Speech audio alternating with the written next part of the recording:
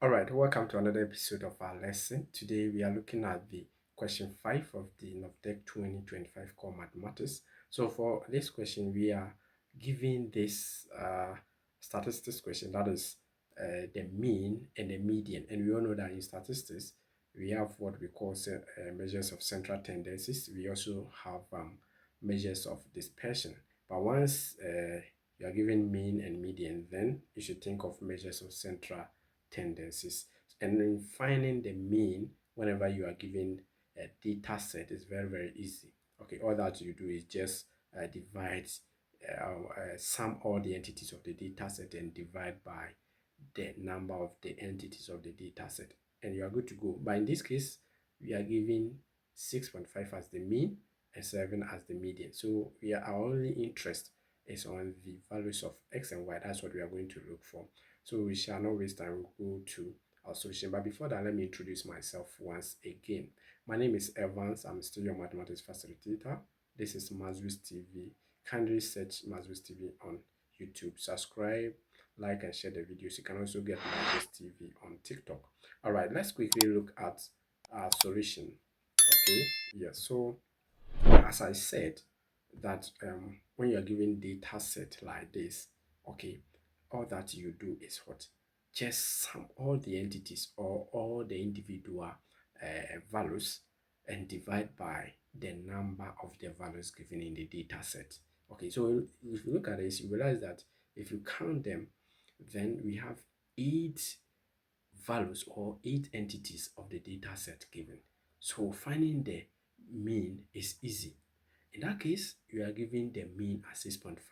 So all that we do is we are going to find the values of x and y. So if the mean is 6.5, we also know that the mean is what? Sigma x divided by n, where the sigma s is the summation, addition of all the values of the data set, and the n is the number of the values of the data set.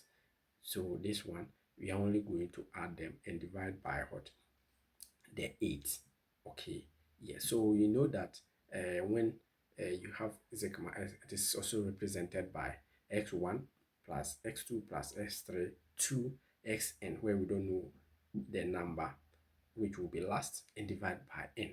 Okay, so this x1, x2 represents the entities of the data set or the values of the data set. So we are only going to sum all of them and then divide by 8 and equate to 6.5, because in the question we are given 6.5 as the mean. Okay, if that's the case, then we can simplify. Okay, we can simplify and then move on. So if you simplify, we can rearrange them or group items like this. Then this is what we are going to get. Okay, then we multiply 6.5 by 8. Okay, and equate to the expression 7x plus y plus 26. Okay, so if you multiply 6.5 by 8, we are going to get 52. Okay, then we do further grouping of items or simplification, and then it is going to give us 52 minus 26, okay, which is going to give us equation of 7x plus y is equal to 26. So we have one equation there. Let's call it equation 1. Okay, now we are also given so in the question again, we are saying that the mean of the ordered number. So it means that all these numbers are ordered. They have been arranged already. Okay, they have been arranged either in ascending or descending order. At the end of the day, we are going to find out, okay, whether it is in ascending. But if you look at where 5 is, where 7 and 8 is, you see that this is already arranged in what? Ascending order, from smallest to highest. Okay, yes. If the median is 7, okay, yes, we all know that to find the median, all that you do is you arrange the various number entities in the data set, arrange them in order of magnitude, either ascending or descending order. Then we find the middle number. Okay, if it is odd, if it is the data set is odd, then we'll get one single number, and that becomes what? Our median. Okay, yes.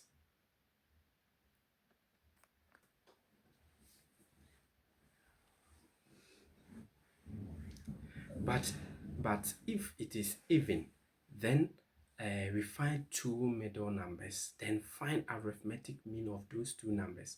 Okay, or we find a position. Okay, normally we sometimes use the position to identify which values will be in the middle. Okay, but in a data set, for instance, very, very easy. Just arrange them in order of magnitude, as I said, and then after that, then you just find two middle numbers, add them and divide by two, or find half of the two middle numbers. Okay, yes, that is how to find the mean. Okay, so we know which time. Let's quickly look at how it is done. All right, yeah. So what we are going to do is that we are going to pair each of them. So we pair the first number with the last one. Okay, we will pair until we are doing that because we want to get the middle numbers. Okay, yeah, or the middle values. So we pair again. Okay, yes, we still have four different numbers. Then we pair again.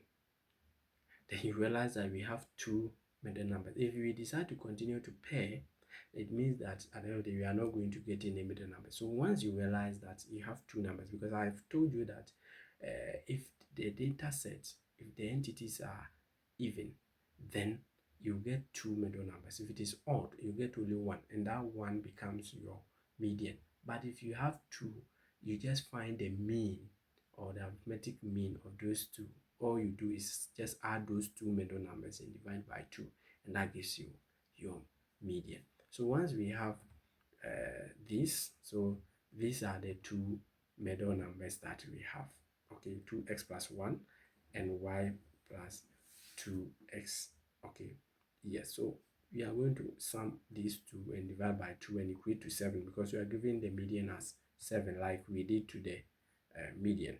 Okay, yes, as it is done.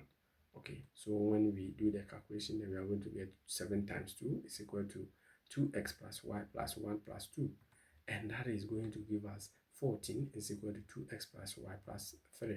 If we do further simplification, then we are going to get 2x plus y is equal to 11, and that one we can also call this one equation 2. So now we have two equations. The moment you get two equations like this, what comes in mind? Another concept chips in.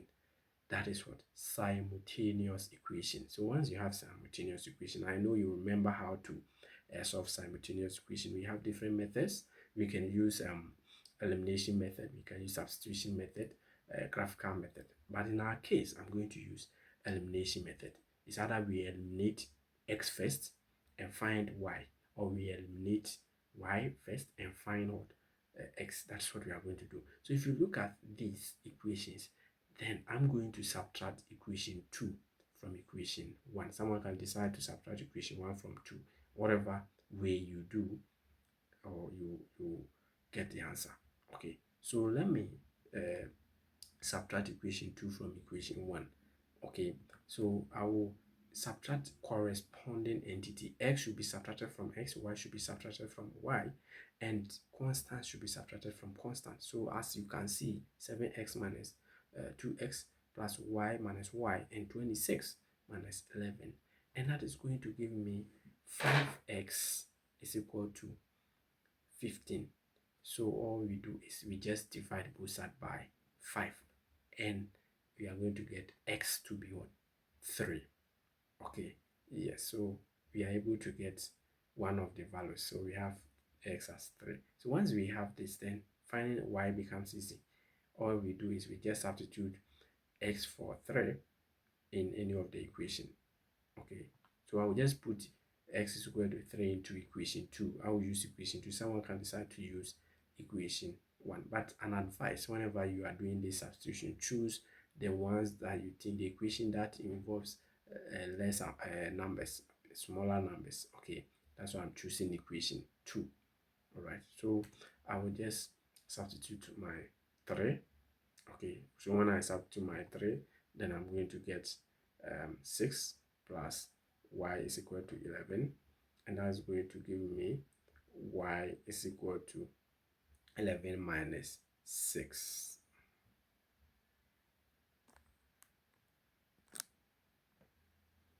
Yes, so um if you subtract, then we are going to get y to be 5. Okay, so it's very, very simple. Now we have our two solutions. So you see that it is very, very easy. Okay, good. So we have got an answer, and that answers the whole question. But wait, are we sure the answers we are right? How do we know whether the answer we are right? Okay, so after getting the answer, you can just test just to be sure that the answer is right. Though the testing is not part of the solution, it is necessary. You test it because there are times that when you get the answer, you may think you are right, but when you test it, you realize that you are wrong. So let's test and see if indeed we are going to get those values. Okay, so we know that mean is giving us so testing, we know that mean is giving us 6.5. Okay, so we are going to test to see whether it is indeed 6.5. Good, and this is the data set given. So we are going to substitute x. Wherever we see x, we put 3 there. Wherever we see y, we put 5 there to know the various numbers. Okay, so we put x in there, and then we simplify, and we are going to get the various numbers. So these are the values of the data set given. Okay, once we are able to get this, then we can quickly find the median and compare. Okay, so the median, as we know that median is summation of the values of the data set divided by the number of the data set. We know that number of the data set is 8, so we are only going to add all these values. Okay, yes, so if we add them, okay, and divide by 8, and we are going to get 52 divided by 8, and that's going to give us what? 6.5. And indeed we are right. Okay, so perfect. So our answer x is right. It is correct. Once we have gotten the same value, okay, as what was given in the question, then we are good to go. Let's test for the median as well. Okay, so as I said, we know that the median is also given as 7, and to find the median, we just pair the values and identify. Or you have to, don't forget that I said before you find the median of the data set, you need to arrange them in either ascending or descending order of magnitude, from smallest to highest or from highest to smallest. All that you do, you at the end of the day, you are going to get middle numbers. If the entities are odd, you get one middle number, and that becomes your median. But if the entities or the values are even, you are definitely going to get two numbers. And when you get two numbers, what do? You find the arithmetic mean of those two numbers. All you do is just add those two numbers and divide by 2, then you get your median. Okay, that is when you are given data set like this. And in this case, the numbers are 8. So we pair again, and you realize that as we pair, we are definitely going to get two numbers. So we have gotten 7 and 7. They are two numbers. Please note, don't say because they are the same thing, so you are going to choose one. Okay, even though the answer is 7, there are times that you may get different values. Okay, just that this is what was given in the question. That's why you see that you are getting 7. It doesn't mean we have 7 there and the median was also 7, so we are choosing 7. No, sometimes you may get different values. Okay, so all that you do is just find a sum. Okay, we all know that once you have these two numbers, you are going to sum all of them and divide by 2, and you are going to get 14 divided by 2, and that is going to give you what? 7. So that answers, that one is also perfect. Okay, so it means that our answer is right. We can therefore conclude that x is equal to 3, y is equal to 5, and that answers the whole question. Okay, if that's the case, then let's end here and continue next time. My name is Evans. I'm still a mathematics facilitator. This is Mazwis TV. Please kindly subscribe to my YouTube channel, like and share the videos. You can also get Mazwis TV on TikTok, like and share the videos as well. So see you next time. Bye bye.